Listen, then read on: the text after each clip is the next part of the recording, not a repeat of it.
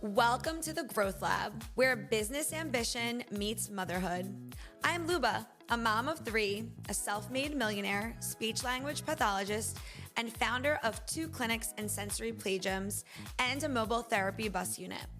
Join me each week as we dive into what it takes to grow successful business, balance family, and create real impact. I'll share my hard-won insights and bring on inspiring entrepreneurs with stories you won't want to miss. Let's turn dreams into action, build with purpose, and thrive on our own terms. Welcome to the Growth Lab. Let's build, scale, and thrive together. Let's get this party started. This episode is sponsored by Kidology Inc., a nationally recognized pediatric therapy provider. Kidology Inc. delivers comprehensive speech, occupational, physical, and behavior therapy services in a multidisciplinary, multilingual setting. With multiple clinic locations, a mobile therapy bus, sensory play gyms, Kidology ensures access to high-quality, personalized care for children of all abilities. Recognized by the Inc. 5000 and the Philadelphia Inquirer as top workplace and industry leader, Kidology Inc. remains committed to innovation, inclusion, and measurable outcomes. To learn more, visit kidologyinc.com or follow Instagram at KidologyInc. Welcome back to the Growth Lab. Today's guest is someone that so many speech-language pathologists know, trust, and genuinely love. Hallie Sherman from Speech Time Fun.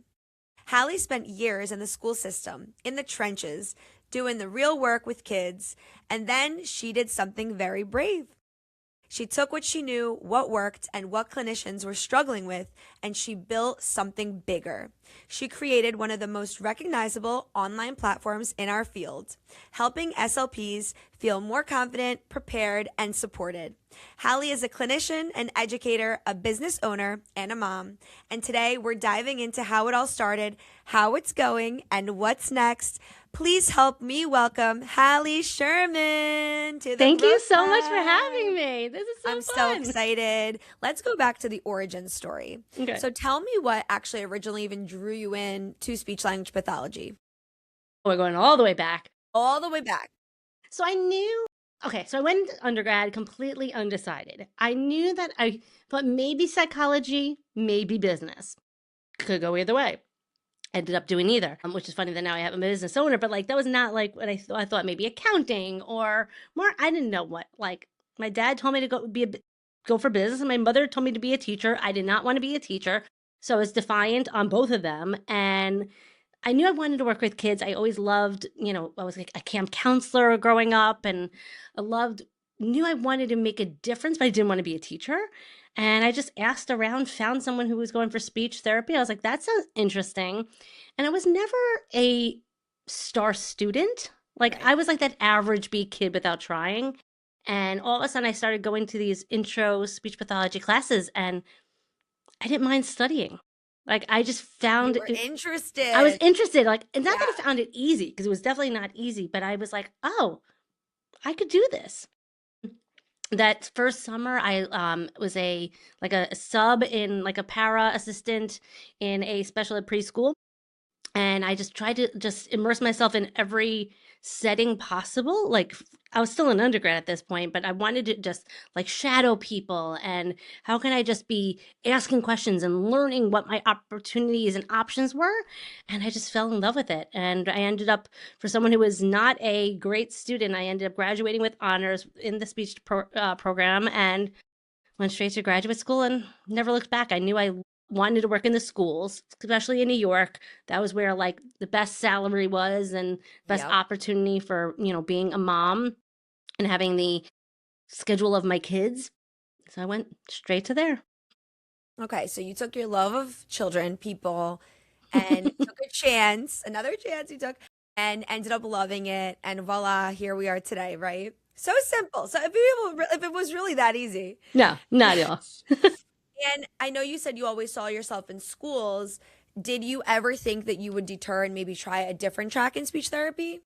No, I was determined. And when I set my mind to something, I'm going to do whatever it takes, blood, sweat, and tears to get there. And so, of course, when I graduated, there was plenty of jobs in the schools, but I had no experience. So no Right. one wanted me. So then I did my CF in a preschool because that was where they were hiring. And I threw my resume out again in the spring saying, and of course, this was, 2008. Like the It was a tough economy time. changed. It was Yep. a different time. And all of a sudden there were no jobs. Here I know I had experience, no jobs. I just took a chance and I got hired in doing a leave replacement in a middle school and high school. I had no experience with that age group, but I was like, this is my chance to get in and get into the retirement system and I'll figure it out in a year. So I hopped from leave replacement to leave replacement 3-4 years. And then my last job, the person took a second year. So I got the second year at that school and then she resigned. So I ended up staying there and that was in a 5th and 6th grade building in a district, and I was there for 13 years. To everyone listening, I mean, if you haven't heard it yet in this conversation, but really, Hallie took so many chances, and being successful takes a lot of chances. And look how brave you were. It was an uncharted territory, but you were like, you know what, let me check it out. And it ended up working out in your favor. So I feel like that's such an important message, especially for incoming grads who don't really know what path they want to take yet. And it's like, well, I really wanted only to be in this specific type of path, but it doesn't always, that's not always what's meant for you, right? And I had to take some sacrifices. Like That's when right. my last job that I ended up getting, I got hired from that job the day before school started. Oh my gosh. And I had a different leave replacement for 3 months lined up. Like that's all I had. And I was like, I'm going to be paid a couple hundred. But I was like, you know what? I'll worry about that in 3 months. That's At right. that point, I just got married, so I was able to go on my husband's benefits. But I was like, I got to just keep taking these leave replacements and someone is bound to hire me. Oh my God. Well, good for you. Look how far you've come now. So at what point did you realize that you had that aha moment that SLPs need more support? I honestly didn't. I knew I needed the support. Right. So I was in my second or third year of my final district, and I think I was still considered a leave replacement. And I was like, just down on myself. I was like, here I am working 5-6 years already, like, still trying to get like tenure track position. And I was like, I know I'm good, but like no one knows it. And so I had this wild and crazy idea to start a blog. And I thought, let me just share my ideas with the world. Like I wanted just some external validation, Yes. thinking like, okay, if no one cares here in my surrounding walls, maybe someone in the internet would care about what I was doing with my students. And I made so many mistakes working with that age group and there's nothing out there. So I was like, let me just share it with the world. I wasn't planning on starting a business. I didn't think anyone was going to read it, but due to that was around the same time when Pinterest started. So people would find it. And I was like, oh my goodness, people are reading this and wanting and emailing me saying, do more, do more, do more. Fun fact, back then, I was so worried about being Googleable because I was still trying to land a job that I was anonymous. For Okay. 3 years, I was known as Miss Speechy. I can't even fix how to change it on my Google. I don't even know. I think my Amazon account still is called Miss Speechy. It's a fun fact, especially when you send your husband to go pick up Whole Foods, and he's like, I'm here for Hallie Sherman's delivery, and they're like, nope, and he's like, Miss Speechy. I never changed the name. You should never change it. That's No. hysterical. Yeah, he's like, I was You know totally how I embarrassed. stare at him like, He's like, he was completely embarrassed, but I was so worried because I didn't realize the magnitude of what I was doing back then. I was doing it more for just like validation and because I was just not sure of myself and I'm feeling down. But then once I realized what I was growing, that I was like, okay, could be a business. This could be something bigger. I need to put my face and my name behind it. at that point, were you tracking how many viewers you were getting to the website? Were they signing up for something? Like, was just like you were posting, you didn't even It was I called it a hobby back then. It was, when I had some free time and I was not being consistent. I was not doing things strategically. I was just sharing when I could. So when did this turn into a business for you and how did that look? 16-ish. I was going through fertility issues with getting pregnant with my second, and I had this creative outlet that I was able to utilize, and I had more control over that. And I just started focusing more on it and like kind of using it because I had control over that, not control over my personal and Mm. health wise. And that's when I realized, like, okay, this is something bigger. This is when I started hiring and really truly, and that's when I started, working with business coaches and taking courses because I wanted to just learn. You were still working at the school though full time Yeah. at this point, right? Yeah. Oh, I yeah. know you're still working at school. Well, not Yeah? now, not anymore, That's it. not Now it's anymore. over. Okay, No, you'll go no. back. I was like, hold on, Yeah, are no, you still working at no. school? But back then, yes, but still, I would work at night. Like Yeah, yeah. had a 2-year-old at home, so she'd be in bed by 8 o'clock. What else was I doing? So I would, So then, that's but when for the coaches, you were more so like they helped you put a course together, or what was their play for you? different ones. I hired one at a time for teaching me how to use Instagram for strategic purposes and grow my account. I worked with someone teaching me about the business background and stuff like that I needed to know for online business and having like a business plan and tracking my things better. I then worked with someone who taught me Facebook ads, and whatever phase I was in, I was kind of just trying to learn from everyone that I possibly could, and then just it kind of just grew from there. And then I started, Everyone's like different I said, journey. hiring, and then I needed to learn how to be a leader and all Yeah. those things. And then at what point, so how long, okay, tell us and everyone, like all the people that are content creators out there and bloggers and a lot of providers today, get on and share because it's cool. It's cool to see what other people are doing. I know for our clinic at Kidology, we're always sharing. We want families to know what they're getting into or providers who might want a job to see what it could look like to work in outpatient, early intervention and clinic care for kiddos, pediatrics. At what point were you reviewing your analytics and you're like, oh my God, like people are following? Like, what numbers was it? How quickly was it? Everybody wants to know. So when I started, there was no, I will put a disclaimer, there was no algorithm when I first started. So like Right, I would right. post, people would see it. So I got lucky in that sense.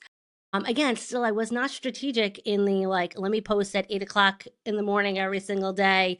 There was no carousels, there was no reels, there was no videos. I think it was just static photos that you were able to post. I don't even think stories existed back then. So I was just sharing very low tech, using my very bad iPhone back in the day, photos of in my dimly lit therapy room.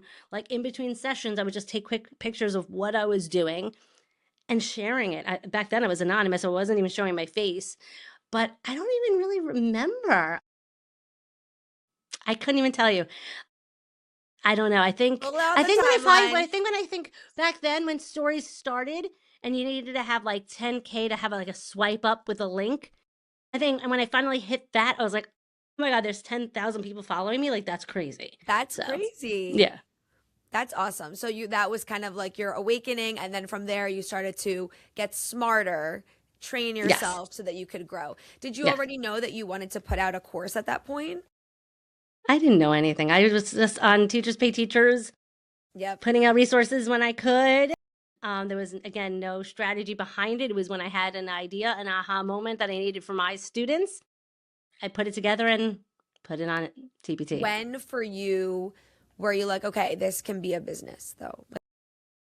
I want to say 2018. I think that's when I incorporated and like was like, okay, I need to like start taking this seriously. That's when like I needed to like pay quarterly taxes because it was like we Okay. got slammed for, like at the end of the People year, were like, buying and you oh my weren't God. there. Yeah. So before that, it was like, no, we can just pay it at the end of the year. It's not that much. And then all of a sudden it was like, oh my goodness, we need to start paying quarterly. And that was really when we like started taking things seriously. Let me get a business credit card. Let me start doing, and really my husband started, well, not monitors. He does my books, like Keeping QuickBooks and track things of like it. that. Yeah. So For you, what was the hardest part emotionally about stepping into a business like this? I think I'm a true visionary and a true creative, and I love being creative and strategic. The leadership piece was definitely a struggle and learning systems and processes. Like, what do you mean? I can't just fly off the seat of my pants and like when I have an idea, let's go for it. Oh, I have to like map things out because a team, doesn't want to scramble and put things together. I have to share my vision with them. Oh, I have to train them. Like they can't read my brain. It was a lot of that because we didn't go to school for this. I had to learn it by making a lot of expensive mistakes, hiring people I shouldn't have in the beginning. Because I was working full time, I was just hiring people with skills and thinking like, hey, you go do it because I have to go work all day. But I never trained them. And then I was wondering why they weren't doing things the way I would like them to do it. So that was definitely a big learning lesson over the years was I need to maybe not hire for skills. I need to hire for values and like character traits instead. And I can always train them. And I need to learn how to do things first, build the systems first, and then train people how to do it. How many people do you guys have on your team now? So I have 3 people that like have more bigger roles. Then I have 2 customer service. It's a lot. There's a lot of part-time here and there people. So there's like about 10. I would say 10, but they're all part-time contractors. So Sure. I'm the only employee. The only full-time employee. Do you ever still, to this point, you educate so many, you put out so much valuable insight, information, tools, resources, but do you feel ever some imposter syndrome? And if you do, how do you go about fixing that for yourself? Every single day. Yeah. Like every single day. Who am I to be telling other people how to be a speech therapist? Like, who am I to be running You're a a team and baddie, business? girl. I know, That's but who like you are. You tell I know, yourself. but like I still hear think of you. I still think of myself as just like the girl putzing around on the computer writing a blog. Yeah. Last week I was in Phoenix for a conference and I sat on a panel and like talking about my business journey. And funny enough, like someone came up to me in the airport like afterwards on the way back and was like, I saw you speak. And I don't know what she said to me, but like she was surprised to hear me say like downplaying my success. I'm like, no, it's no big deal. Like, she's like I'm striving to be like you one day. And I'm like, and I don't look at it that way. Like people kept coming up to me like you show me what was possible being an educator, and like a bunch of people like messaged me like that were in the audience that are like teachers hoping to like start some sort of business. And I forget, like so often I have so much things I want to still accomplish that I forget to look down the mountain. So Okay. Well, definitely pat yourself on the back because I you do. are inspiring so many, and it's not something everybody can say. And especially as a speech pathologist, you not only help the people you're helping, so the clients, the families, but look at this wide range of providers who want to be like you. I mean, that's a big deal. Congrats to you for that. Thank you. Do you ever think you could see yourself opening a brick and mortar clinic? Why or why not? Yes and no. So when I left the schools, one of the things me and my husband sat down and did was write down like 10 worst case scenarios. Like the worst case scenario, what are like my 10 backup plans? Like if this like flops or whatever. And one of my ideas was like, I could start a private practice. Like I know how to run a business. I am a speech pathologist. I could just use these skills in a different sense and work part-time and like, so that was one of the things we wrote down. That said, I just love what I'm doing right now. And I love being able to support the SLPs in the schools, that I don't want to give up that time and the piece of me to be able to do that. I still have young children at home. I always say maybe in the faraway future, I can see myself doing something in the university space, maybe like being an adjunct professor or a clinical supervisor, or something in a part-time realm. But I don't know. I never say never, but I love having the flexibility of having an online business. Oh, for sure. So that's where it's so unique because I'll meet so many people in this space and they're like, well, you have brick and mortar, like, did you ever make a course? And I'm like, I don't know the first thing about making a course. If we sit together, I could teach you all day. See, and then like for you, it's the flip side. And that's what I constantly remind some clinical fellowship students that are with us or clinic, observers. And I say to them, well, what do you want to do? And they look at me with these big eyes. And I'm like, I was once in your shoes. And there's so many avenues. And that's the beautiful thing about this field, that you really can take it for what it is, whatever you want to make of it. Because we have the same degree, but we do different things. And that's yeah, exactly. I love that. Do you have any big strengths of yours as an SLP and as an SLP entrepreneur that you could share? I know you said you're a creative. I'm like you. And I will say like my impulsivity, like I don't, oh my God, that's funny. I'm a quick action taker. So like you get like I come up with an idea and it'll be out into the world pretty quickly. I don't dwell, I don't overthink.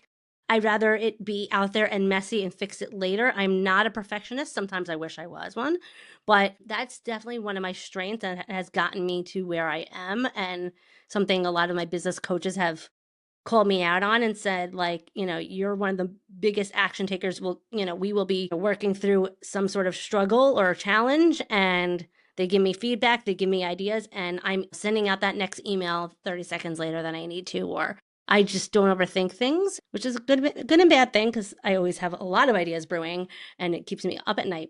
Also, that I'm not trying to be perfect. I'm You trying to sound just like someone I know.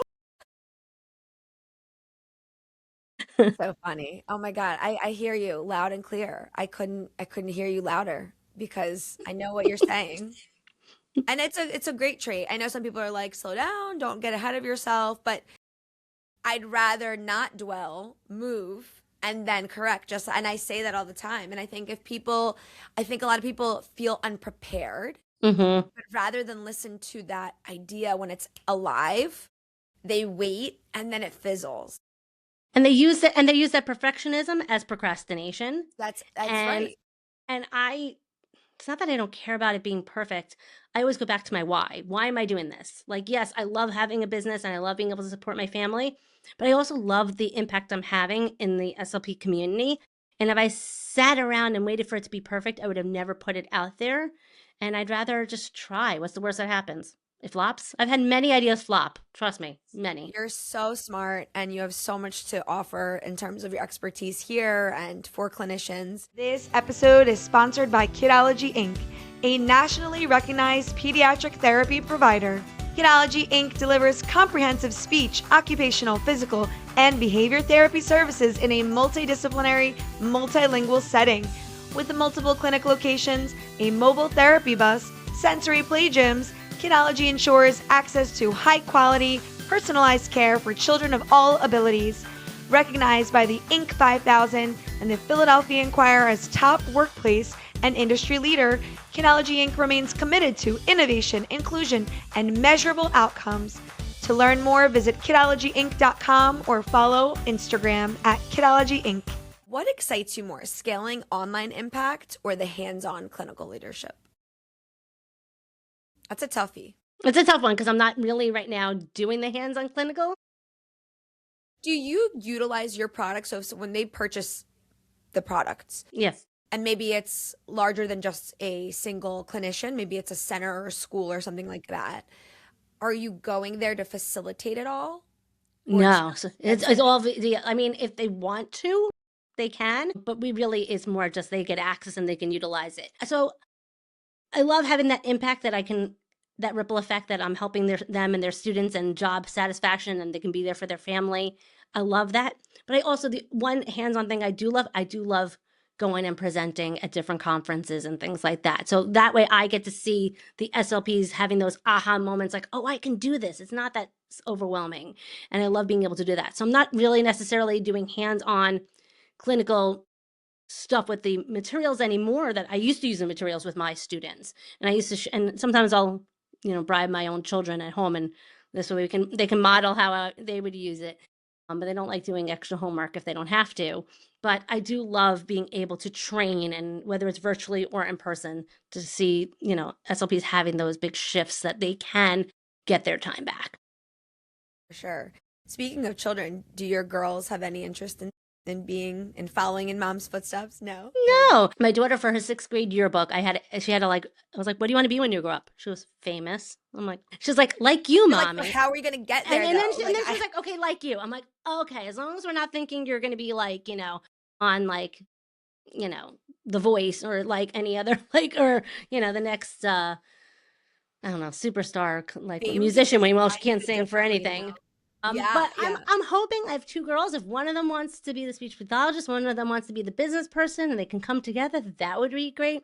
More importantly, I love being able to show them that one, like you can be anything you want to be. I don't need to be looking to your father to support me or this and that. Like I love that I'm doing it myself, showing them that I work hard, but also like when I was working in the schools, I was not available for them. Yeah. And now mommy is PTA mom, volunteering at different school events, and they're seeing me at their school when they never were able to do that, and I couldn't have done that. Them seeing the flip and showing them what's possible, that they can still make a lot of money with having their time to be with their families, and they don't need to rely on someone else, and they can still be creative. And I love them. They get to see it. Like my daughter loves to teach me how to TikTok. So I'm on there dancing too. That new one. Ba-da-da-da, da-da-da-da-da. We just did that. We also did the Taylor Swift Keep 100 on the land, the sea. All we went to Europe for Thanksgiving and we did it like at all the different markets we went to and love stuff. it. It's hysterical. I'm gonna send that to you. You're gonna You like, send it to me. you guys should make one. Well, that kind of answered this question. The next question was, looking back, what surprises you most about how far your business Speech Time Fun has come? That's definitely a perk, but are there any other things that you're just like, wow, I can't believe this? When I think about not only how many SLPs I've impacted, but how many of their students, when you think that like they have 50 to 100 students, and when we have about 2,000 members in our membership, times that by 50 to 100, how many students are using these? It's like, whoa, wild. Like it used to be just me, myself, and my 65 students using it. So That's amazing. That's a statistic I like to use. So we say like over the last decade, we've helped over 120,000 families, and it's just like crazy. eye-opening. And for you, Eve, that ripple. So Mhm. that's pretty awesome. It's really, I'm really sure cool. you're very proud of that. I am. So today, what does growth look like for you now? Where are you going? I know it's more impact, more freedom, but is there something else? My goal is to get more districts to pay for their SLPs to have my membership, so that this way they're not paying out of pocket. That is my ultimate goal. Yes, I want them to have their hands on it, be able to utilize it, but not have to pay for it themselves. So I brought in a team member is helping to reach out to school districts and help with that avenue, but also just more of my time back. Yeah. I worked so hard for so many years. I would love to be just more present and just how can I keep inspiring and I want to be able to do more things like this, like talking more about this side of what I've been doing versus Yep. just the speech world. Yeah, no, for sure. That's wonderful. And I love chatting with you. And I hope you get all of the things that you aspire to get. I have some quick rapid fire questions for you. School therapy or private practice? School. IEP meetings or lesson planning? Lesson planning. Okay. Instagram or email list? Depends on what purpose. Instagram is more fun, but I definitely find the email list is where like I can really share more value. Okay. Okay. Solid. First thing you'd outsource in your business? Well, first thing I did outsource was editing my resources because God, I had a yes. lot of typos and I am not an English major. One thing grad school didn't prepare you for? Working with older students. Yeah, it's a totally different vibe for you. One piece of advice you'd give a burnt out SLP that works in schools today? Don't be so hard on yourself. It's okay to have a game day. Take one resource and use it with as many groups and goals as possible. Your students won't care if it didn't go as planned. Just take anything and run with it. And what is the word that best describes this season of your life? Impact. Yes. Love that, because the Growth Lab is all about impact. So one last thing here. The tidbit is grad school never taught us how to survive the job. Never. There's no courses for that. We should do a course for that. What grad school didn't prepare you for? You've spoken about that you came out, you looked for a job, and it wasn't necessarily the one that grad school prepared you for. And then that led into the reality and shock of things missing in school-based practice. So for us, this piece is about the burnt out SLP, the students, and the early clinicians all at once. And the idea is grad school taught me X, but to survive, I needed X. So do you have some fill-ins for that? Grad school taught me how to take a lot of data, but it didn't prepare me for mixed groups when students were working on 5 different things at the same time. And data had to be a secondary thing. Like I took a lot of grad students in my day in the schools, and I always like put the data away. Focus on the Right. students in front of you. Build that rapport. The data can wait. Like one piece of data, like one trial, is data, especially when you're doing these comprehension type tasks later on in in upper grades.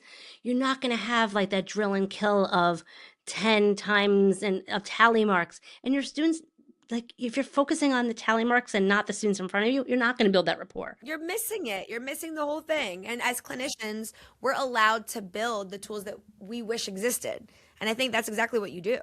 So that juggling act and being okay with like imperfect action, that it's okay if it's not perfect. Focus on the students in front of you, work on the different things, still be present, and like it's okay if it's like not fancy and bells and whistles. I remember in grad school, like we had to do these projects and we were like using glitter and glue. Like that's just not realistic. Instead, I wish they taught me how to juggle 5 goals at once instead. Right, right. Well, Hallie, you're amazing. You're definitely creating impact. You're helping so many people. You're talking on lived experience and providing tools on lived experience, which is even more valuable. How can people find you? How can they get your course? Give us all the info. Sure. So I'm on Instagram, Facebook, TikTok, all the things at Speech Time Fun. My website is speechtimefun.com. My Teachers Pay Teacher store is Speech Time Fun. And you can learn more about SLP Elevate, my membership, at slplelevate.com. You're a rock star. It's been awesome chatting with you. And I don't know, maybe there'll be like some sort of TikTok collab in the near future. We get a dance going all together? Love it. Love it. We'll get our moves going. Yes. Thank you so much for your time. And thanks for tuning into the Growth Lab. Please like us, share, and subscribe. And maybe there's somebody out there that needs this episode. Feel free to share with them. And we'll catch you next time. Bye. This episode is sponsored by Kidology Inc., a nationally recognized pediatric therapy provider. Kidology Inc. delivers comprehensive speech, occupational, physical, and behavior therapy services in a multidisciplinary, multilingual setting. With multiple clinic locations, a mobile therapy bus, sensory play gyms, Kidology ensures access to high-quality, personalized care for children of all abilities.